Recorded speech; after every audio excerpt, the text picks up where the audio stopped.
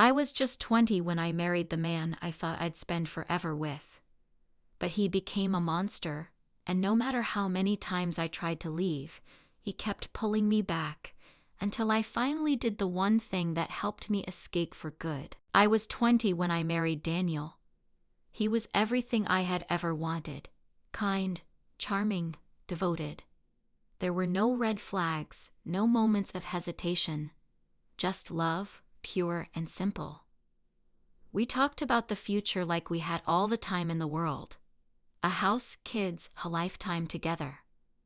A month after our wedding, he was deployed overseas for the first time. It wasn't easy, but we made it work. Late-night calls, letters, promises whispered over patchy connections. We spoke often about trying for a baby as soon as he came home.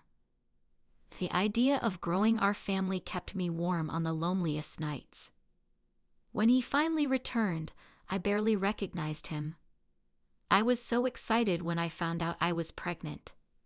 We had planned for this moment, dreamed about it. I imagined telling Daniel would be one of the happiest days of our lives. Instead, when I shared the news, he didn't smile. He didn't take me into his arms or kiss me like I had envisioned. He stared at me for a long, unsettling moment before stepping forward. I thought he was going to hug me. Instead, he slammed me to the ground. Pain shot through me, my breath knocked out of my lungs. The room spun as I gasped for air. Before I could say anything, he walked away, pulled out his phone, and called my father. "I just threw your daughter to the ground," he said, voice devoid of emotion. Then he hung up.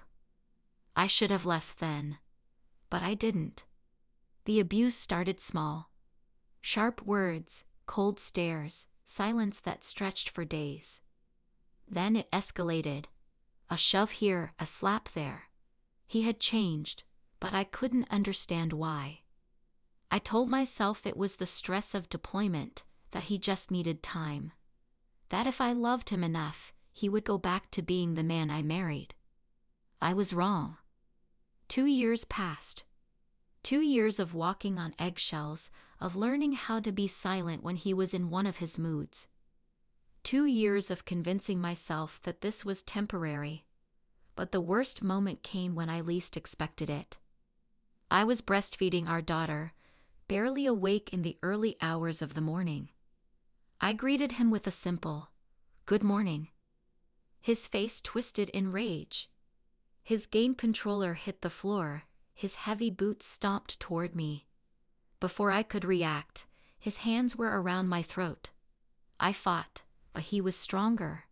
The world went dark. I woke up to my daughter crying and blood pooling in my mouth. That was the moment I knew I had to get out. The moment I regained consciousness, I knew I had to leave. I couldn't die like this. Not in front of my child. My hands shook as I reached for my phone. I called the police first. Then my parents. My mother answered on the first ring. "Mom," I whispered, my throat raw. "Come get me." She didn't ask questions. She just said, "I'm on my way."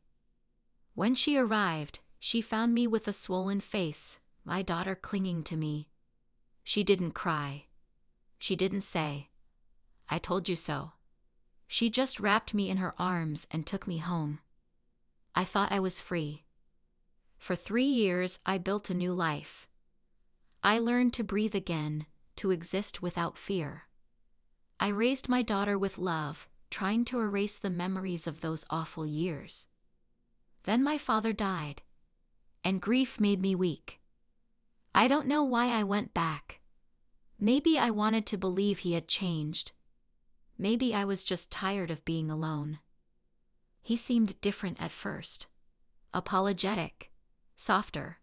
He held me like he used to, whispered promises in the dark. "I've changed. I miss you. I'll do better." For a while, I let myself believe it. Then one night, he shoved me into a wall for asking where he had been.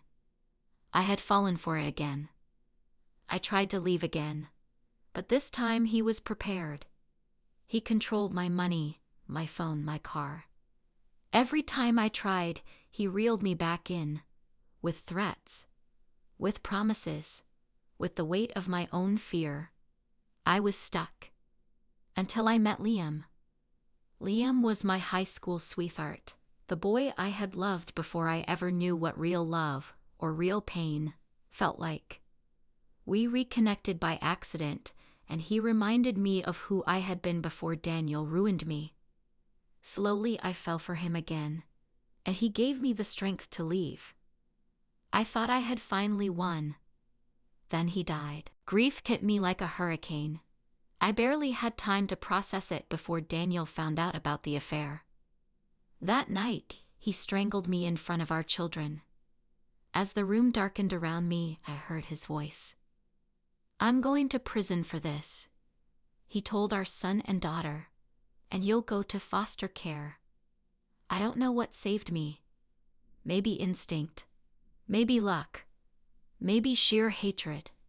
But I clawed at his face, broke free, and ran. This time I didn't just call my mother. I called the police. And I made sure he would never touch me again. Healing isn't linear. Some days I still wake up expecting to see him hovering over me. Some nights, I still dream of Liam and wonder if I deserve to be happy with him.